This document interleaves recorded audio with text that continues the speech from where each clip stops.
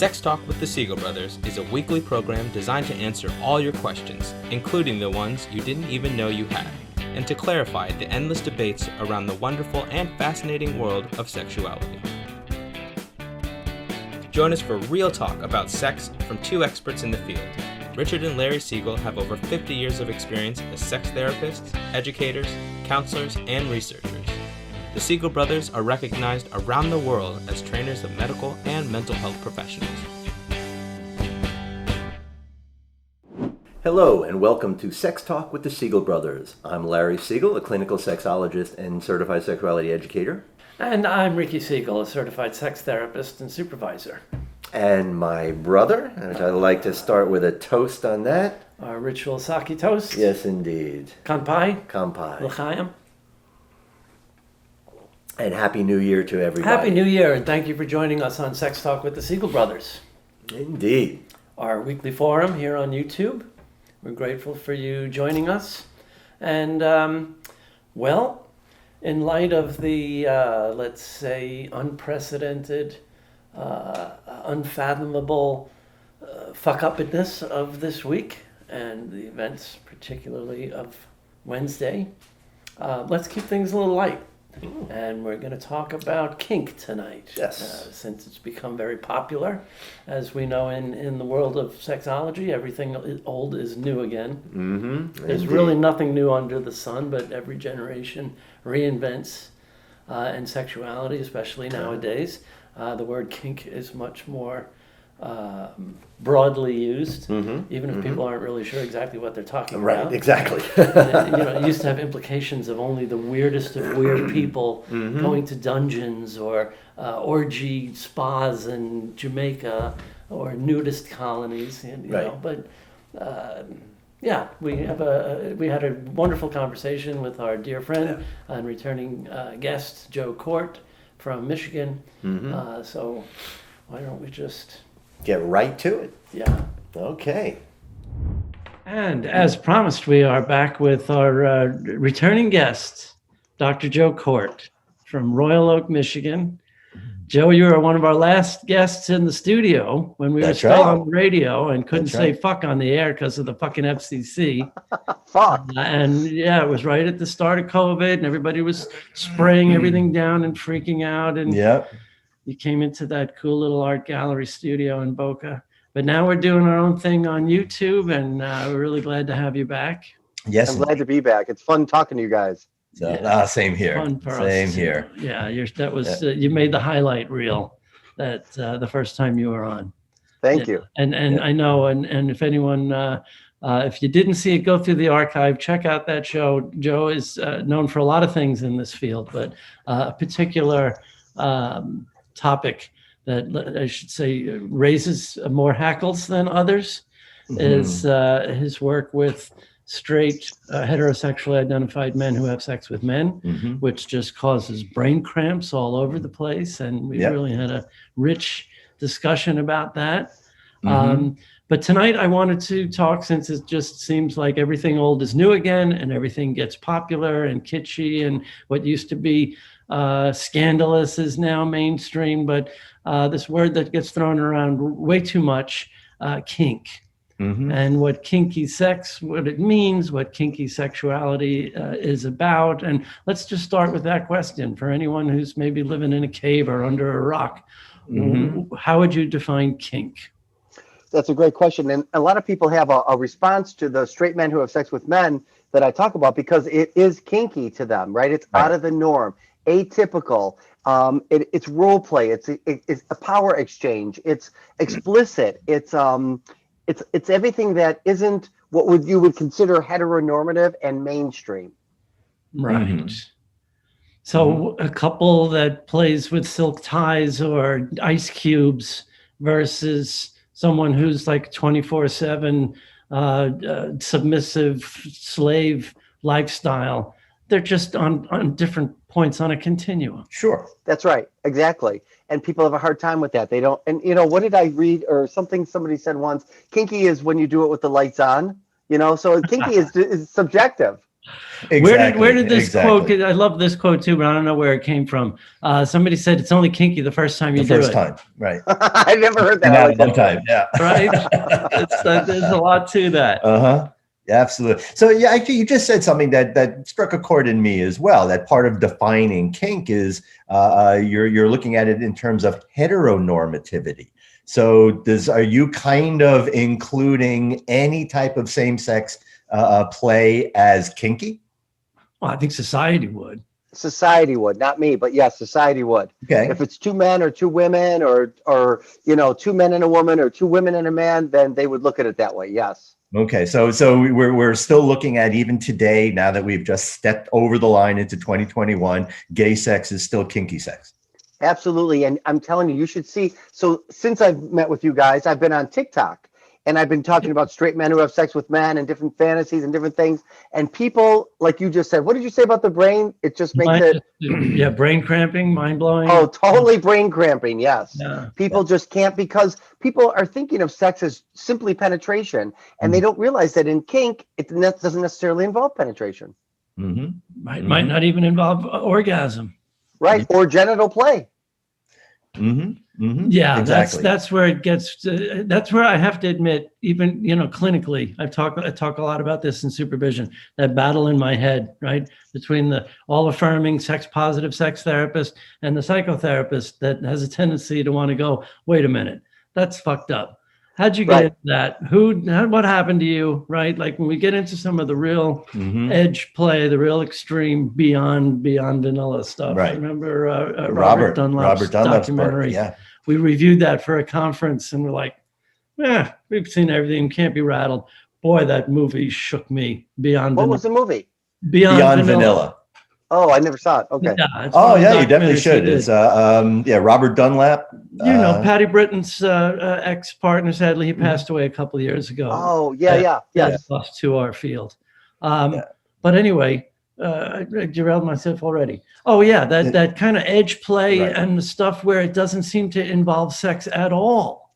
Like the people, the what do you call it? The piercing and hanging and the body modifications and the whole kind of kink culture around that. What's your take on that when people talk about orgasmic endorphin release, and especially I want you to talk about the aftercare part, but when it doesn't even seem to involve sex, why is it still under this sexuality banner?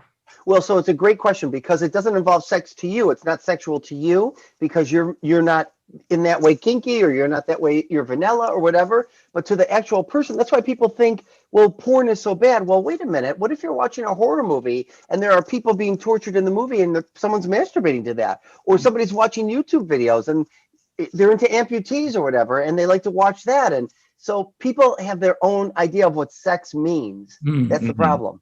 Good answer. Yeah, but see, now again, just to play in a little devil's advocate there on that same point, I think with a lot of those people that would still put that in kink, what you're describing is there's that masturbatory aspect of it. For a lot of people that would, their whole way of getting off is to suspend themselves by their piercings, and it's strictly an endorphin rush, and there isn't a masturbatory part afterwards. There isn't anything that we would see that would be, I think, on any spectrum of sex.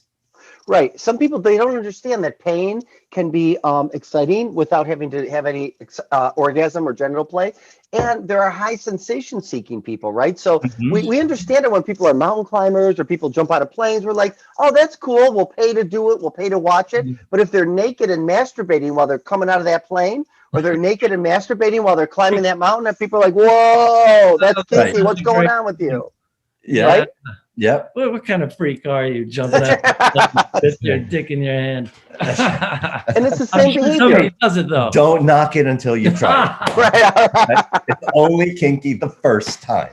Right. I don't think I could jump out of a plane with unless I was naked and masturbating. I don't think I could do it. There you go. I wouldn't unless it was upside down and on fire.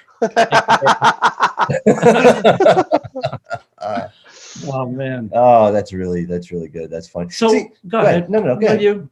No, well, see, I have again my sort of old curmudgeon self likes to come out every once in a while. And it does come out when we, especially in having these kinds of conversations, because whether we're talking about things like gender identity and kink, and again, as we've expanded all this stuff over the years, there's still a part of me that has to ask the question, who the fuck cares? Right. People care because why is somebody's kink, why is somebody's identity important to anybody else? And the answer, I don't know the only answer, but one of them is a disgust response.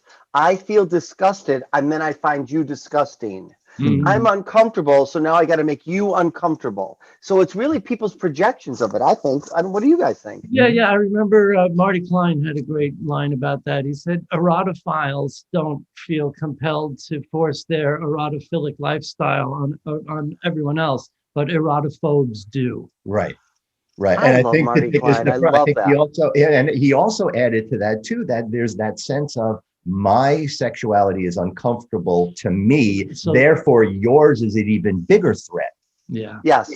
Right. That's exactly right. So, and it's an undifferentiated response, right? What makes you different makes you bad, makes you wrong, makes you, I don't know, out of this world. And it's just not right. It's not fair. Mm-hmm. Mm-hmm. So, I want to not too deep, but a little dip into the clinical thing and talk about, because I think even we supervise a lot of sex therapy students and therapists training to become certified sex therapists. When you treat kinky people, right? I think we'd all agree most people don't come to a sex therapist because they're kinky. No. And the field has a bad history that we still need to shake off, of pathologizing these people. Mm-hmm. And that Freudian idea, you must be ritually undoing some trauma that happened to you, otherwise you wouldn't be into this weird. Has to be a reason. Right. So we've moved beyond that. But from your experience, what are the kind of things that bring kinky people to see, or kinky couples to see sex therapists? The number one reason is shame. The next reason would be thinking they're a sex addict, right? Because they're not right. And you both don't understand this, because they're not having Marty Klein has another one. The mission of sex addiction therapists is putting everybody in the missionary position, right? So everybody should, right? You ever heard that? No, that's a new one. And so people then, a partner says, you're having sex in a way that I don't understand. And so because of that, you're a sex addict. So it's shame. It's feeling like something's different about me. I don't have a sense of belonging. I have no community. And I feel like a freak or a deviant. People still use that word. Yeah. Have clients say that? Oh, yeah. Sure. And religion.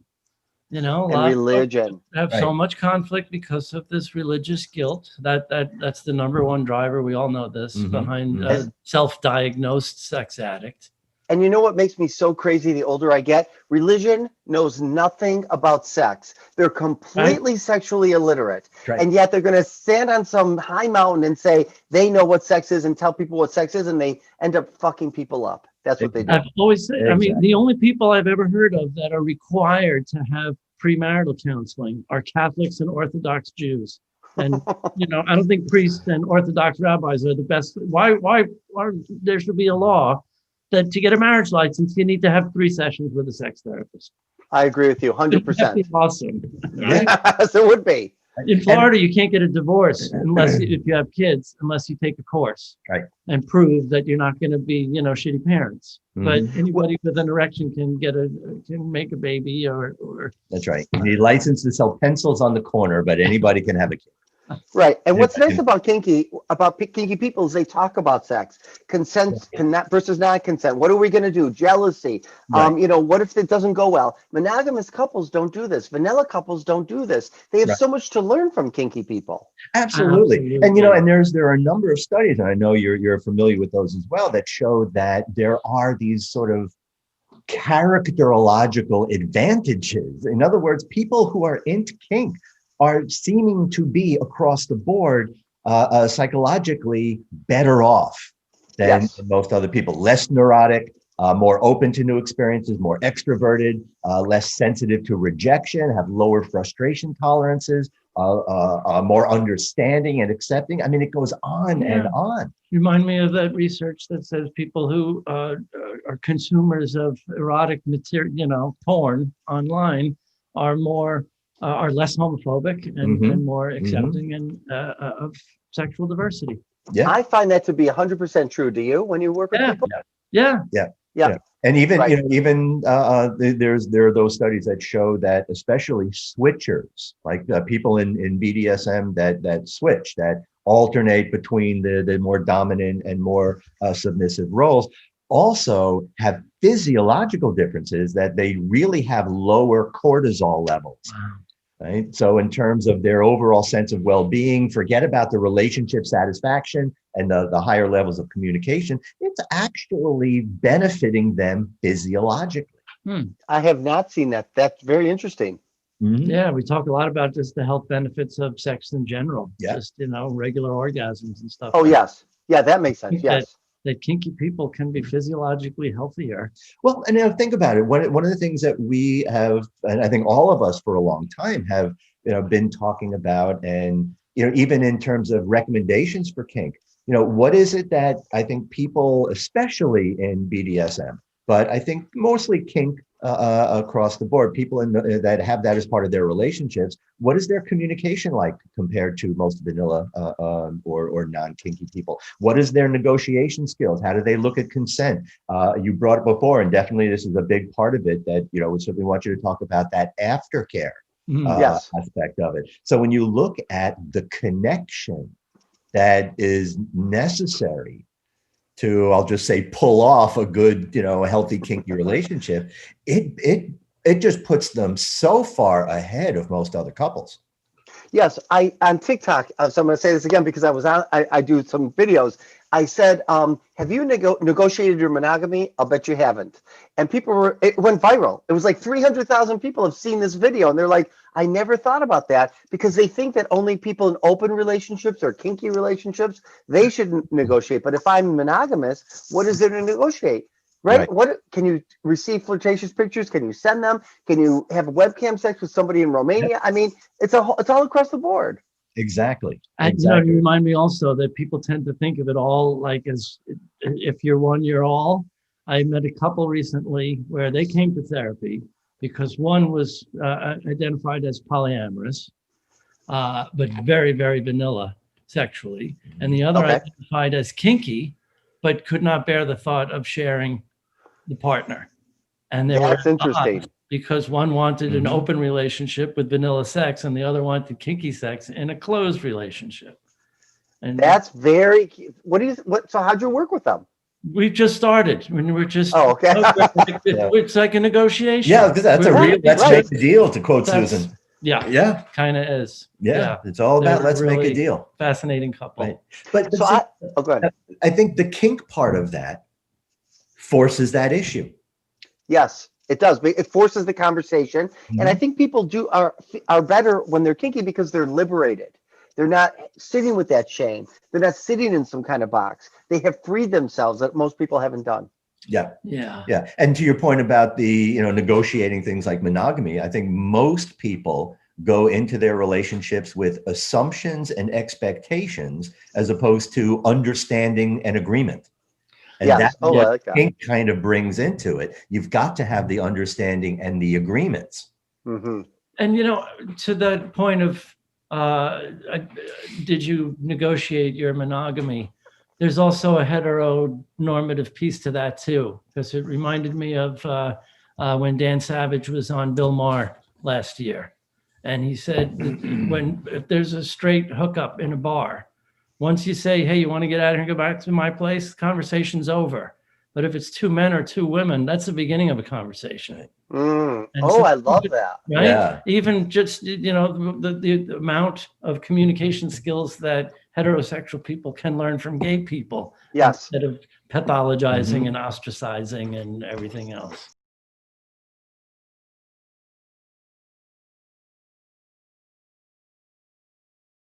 Right. Gay men have it right in their profile ad, looking for Mr. Right, right? Exactly what they want to do erotically. And then, I like to go on long walks and I like to go to movies and I like to hold hands. But that's secondary to the erotic. And people gasp when I share that, straight people. But they don't understand that we want to make sure that erotically we're matched, because romantically we might be matched. But later on, if we're not erotically matched, that's going to negatively impact us. Yeah. Yeah, absolutely. So So you talked to. Oh, go ahead. no, go ahead. We talk about aftercare, right? So people don't Right. understand that after people engage in some kind of kinky behavior, whatever it is, role play, power play, impact play, whatever it is, afterwards they connect and they bond by caring for one another, right? So the person, it's really not just the person who did the impact play or did the dom play or did the power play, nurturing the sub or the person that was disempowered in the role play. It's both being taking care of each other and nurturing each other, saying, hey, we're still connected. We just had some fun, and it may have made us look disconnected and feel that way, but that was erotica. In the aftercare, we are connected. Would you agree with that? Yes, Yeah. it's almost like a de-rolling in any Yes. kind of experiential kind of work, and reconnecting as the people, not as the role or as the play that was going on. And that would certainly explain why people are just less stressed and have lower levels of Yeah, I cortisol think if so. they engage in this kind of play. I That's mean, right. Yes. wow, what an outlet. And then a recovery. Yes, Right? yes, We it know really why is. stress is the biggest killer is because nobody ever recovers from it until Yeah. from the alarm clock in the morning right. to passing out in front of the TV at night. So So knock it, but- what is a recipe, especially because there's a lot of people, because we know, again, there's a lot of data that shows that at least 20 to 25% of the American population has experienced kink, enjoys, even if it's something like blindfolding and light slapping or things like that. And about half of people, at least in this particular survey, half of those that were surveyed say that they're very interested, even if they've never had the opportunity to try it. We know 50 Shades of Grey ended up really being a big trigger for this in our society. So we know there are a lot of people out there that are thinking about this, that are, wondering, they're kind of circling around the perimeter. What is a very simple way to approach kink for people who really never have but are interested? That's a great question. I will tell my couple sometimes, or even if I'm working with somebody individually who wants to try out kink with a partner, is maybe sharing, hey, I have some fantasies. I'd like to look at some movies with you. Could we read some, what do they call it? Literotica, right? Yeah. Literature, right? So, or cliterature or whatever. Could we read something that together we could find out if you're into this or what I'm into this? And then it's sort of a safe way because you're reading something and you can read each partner. You can have your partner say, hey, I'm not sure I'm into that. And it's safer that way than say, hey, this is what I want to do. Let's go do this right now. Yeah. And you know what I really like about what you just said is I think it really acknowledges, again, just the whole sense of kink being just doing something different. And just starting safe with just, hey, let's just talk about something that we like. That automatically is something different. And what a kind of safe way to enter, I think, into that world where I think the thought of kink is scary for a lot of people.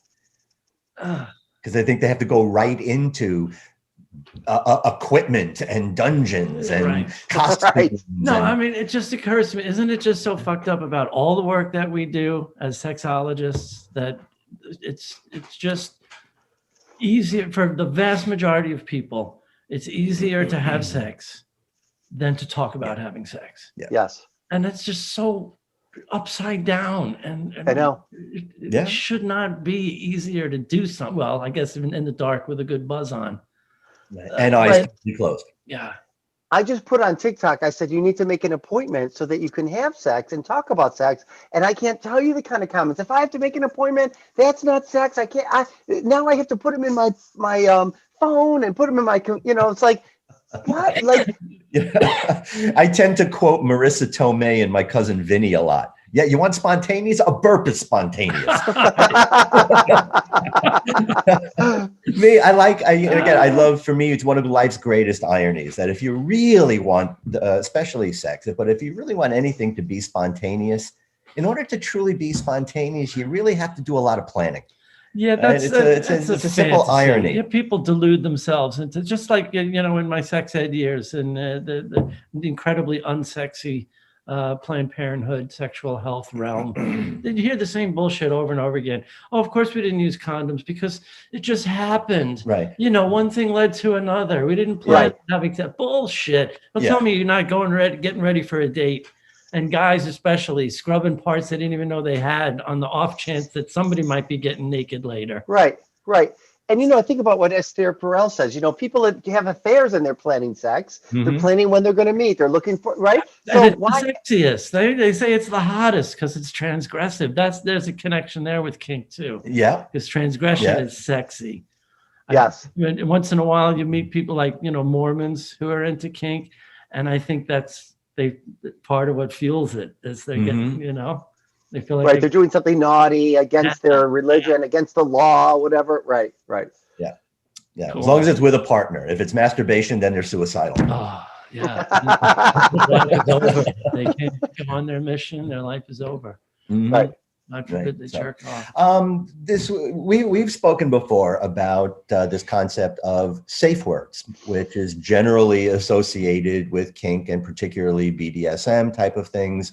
But do you think safe words are something that everybody should in some way incorporate into their sex play? That's such a good question. And the answer, I think, is yes, right? So, I mean, what? That's my big brother. I know, it's a great question. Because if you don't feel safe, then you need to have a safe word because of all this consent versus non-consent that we're aware of now. Not that it never was there before, but now that we're aware of it, everyone should have a safe words and say, hey, if I say this or I do this, it means I'm done. Please don't push me.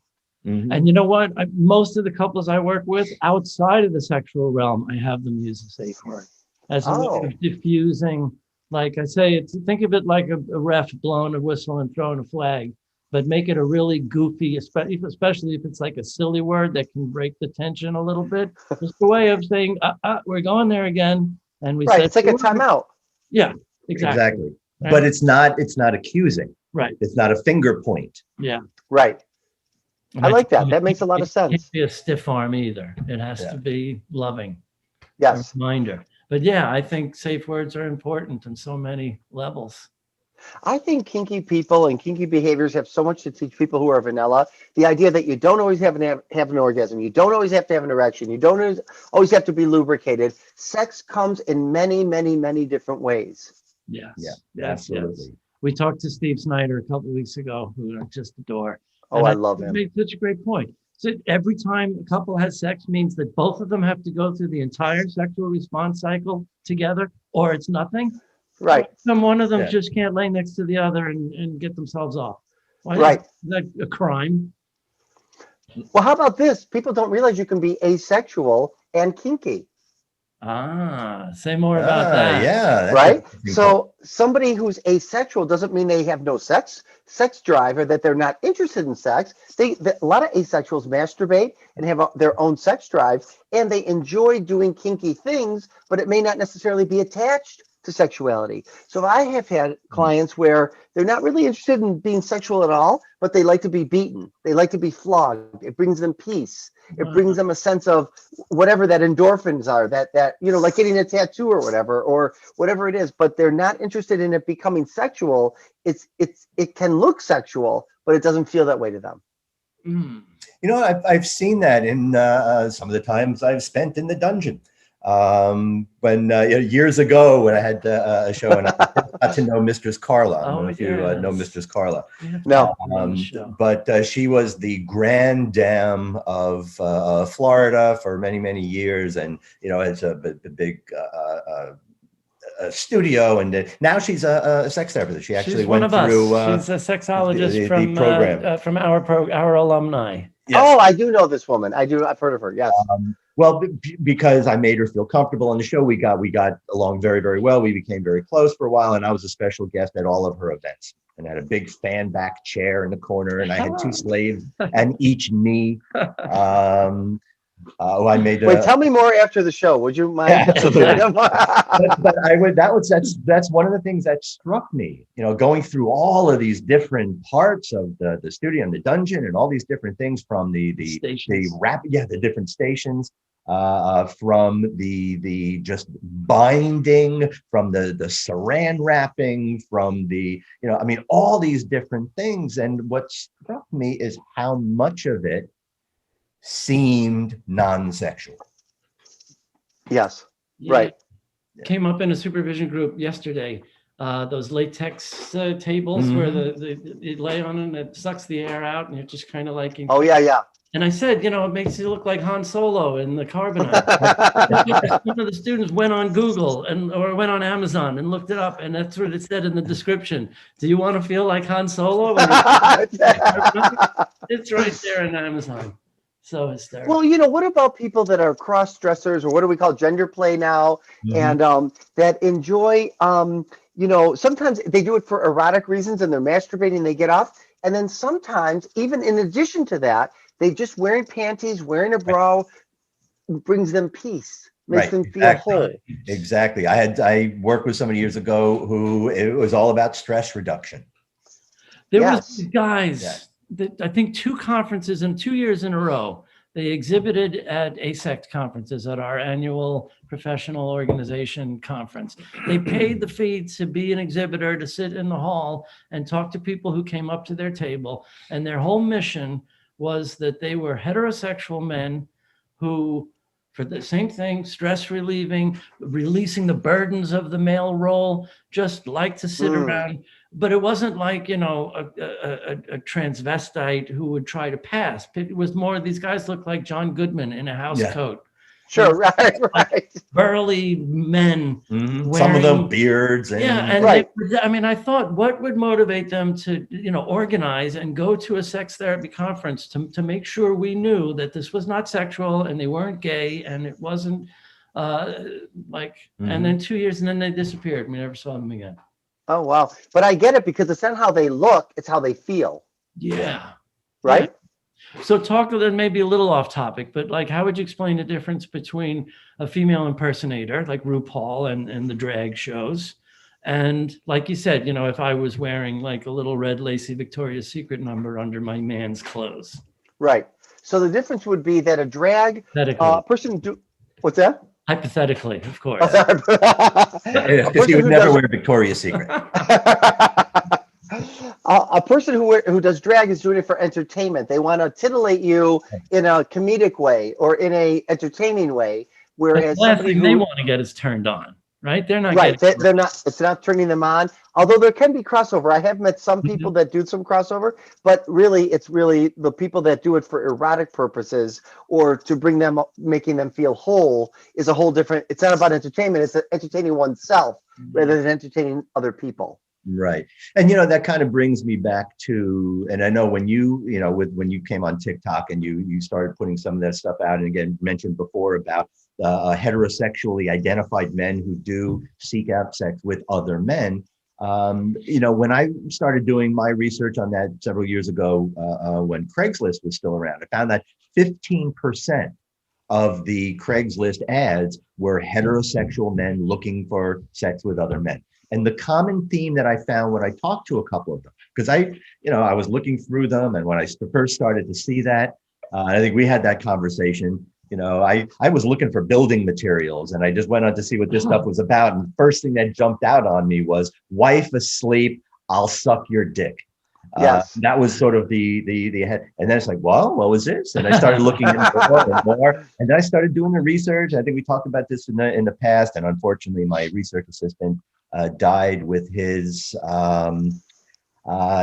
original program to mine all of these. Oh my God! For those kinds of headlines, so it kind of just dropped off a bit. But the common theme in the guys that I talked to were, it's about relinquishing control. It's about completely giving in and being totally submissive, which they felt they could not do with a woman.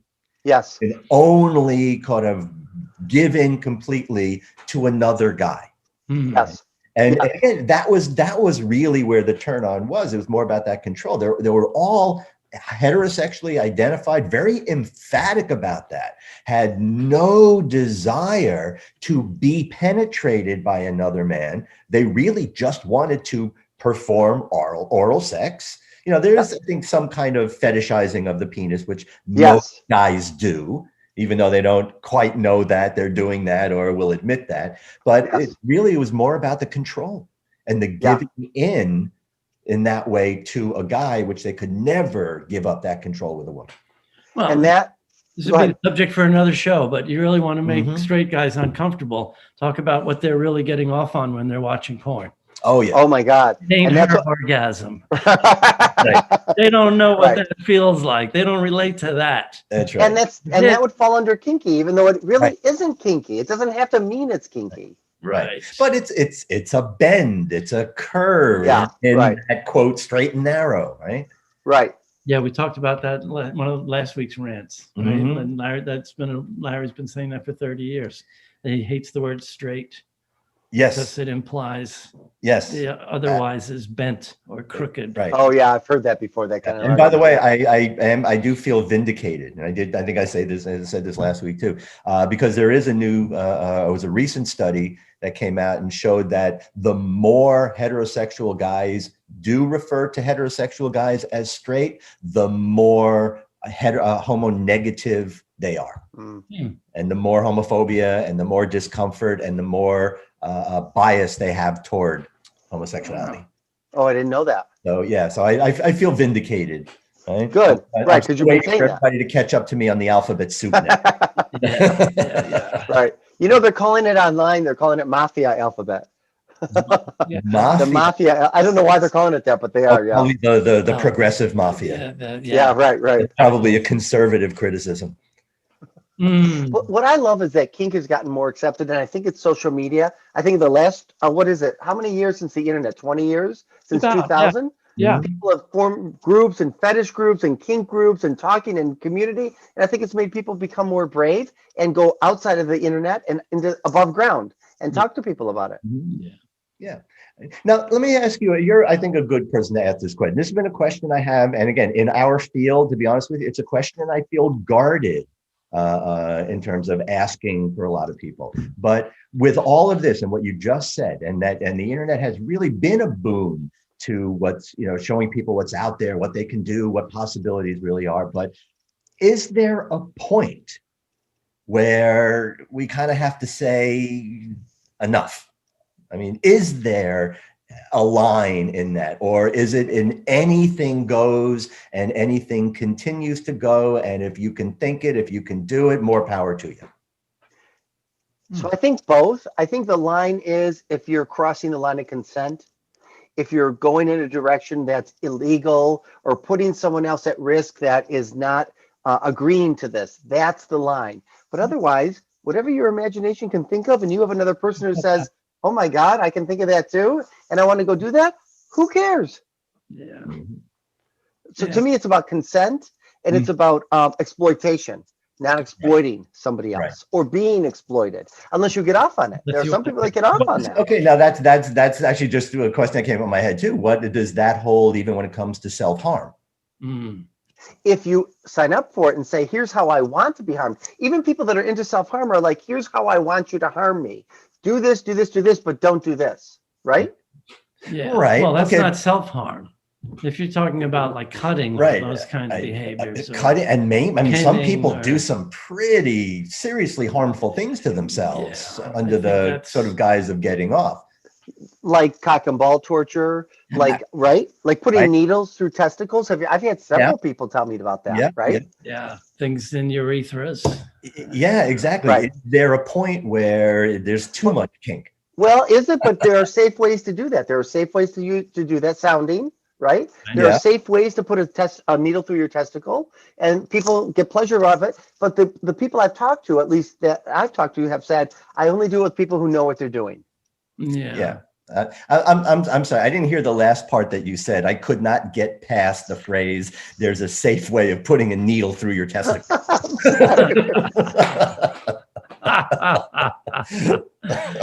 I know. I we shouldn't laugh because people are into this, but the idea, I barely can have my doctor touch me. I have to hold his hand when he touches me and say, let's do this together. I can't stand it. I know. So the sensitivity is just crazy. I know.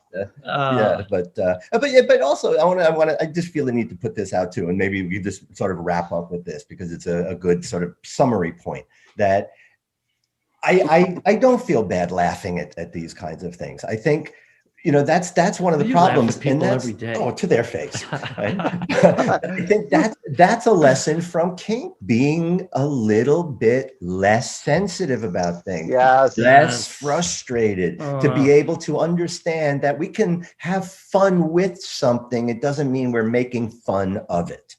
Yeah. I like that a lot. I really like that a lot, Larry. Too many progressives, young progressives, are turning into reactionaries, and I don't like it one bit. Exactly. I know. It's a whole thing. Very hypersensitive times. The PC is getting out of control again. But oh my God, I'm glad we have this forum, and I'm always glad that we can talk, Joe. And it's just been such an honor that I've had the pleasure of, I can now call you a business partner.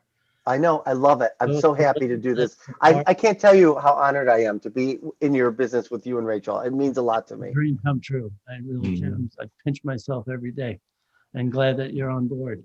Thank you. I love it. This guy will be the next Dr. Siegel. And Dr. and Dr. Siegel, like a couple. Sex talk with Doctors Siegel. There you go. All right. There you go.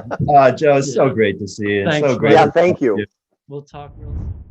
So again, thank you, Joe. One more toast. Indeed. Let's refill our sake cups. Please. And toast to our good friend Joe, because I bet you as soon as, well, I know for sure he had a martini under that camera. Indeed. So cheers, Joe. Yes. Thanks.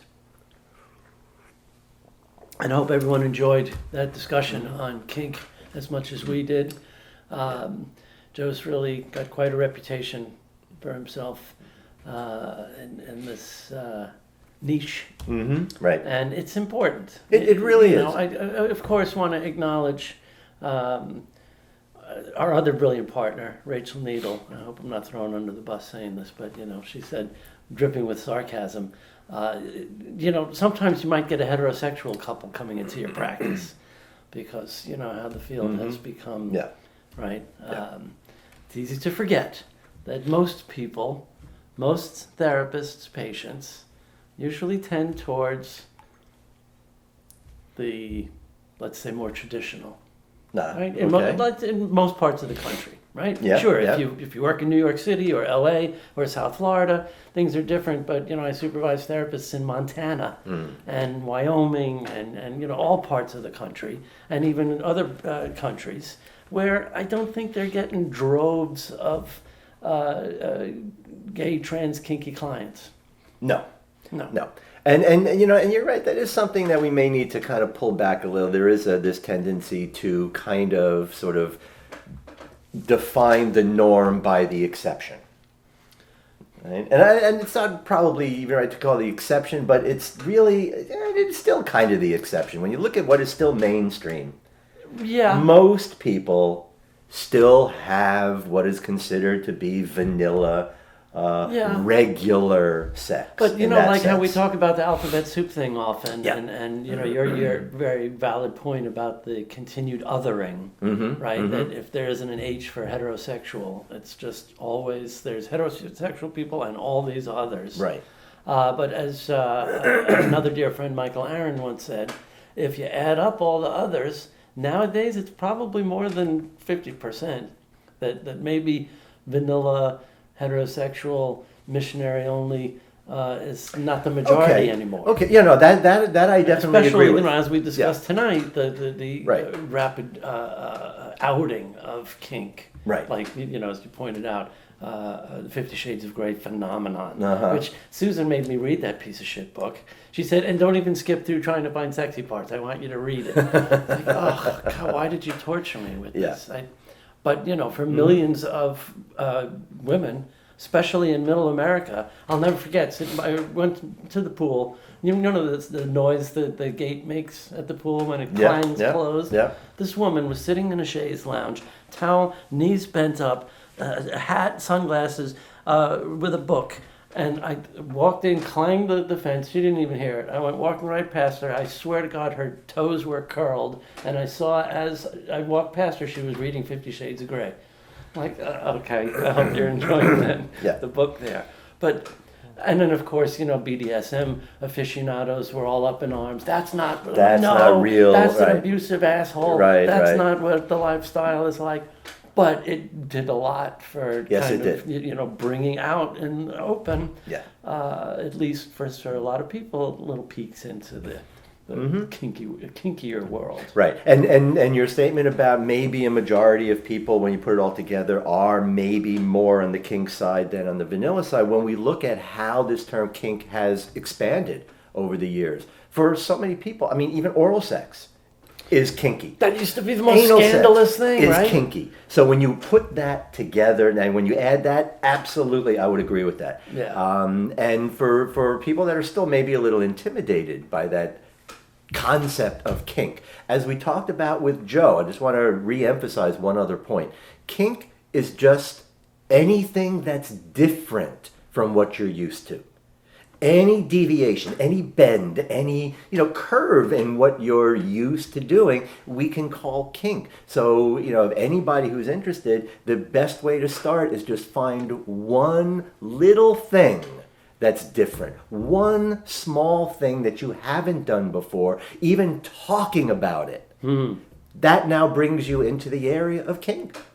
Right? And again, it has grown and it has evolved and it has sort of embraced so many other things. And I think we kind of pointed this out with Joe as well, that what used to be considered kinky for so many people, like with oral sex, is now considered regular. Now that's vanilla.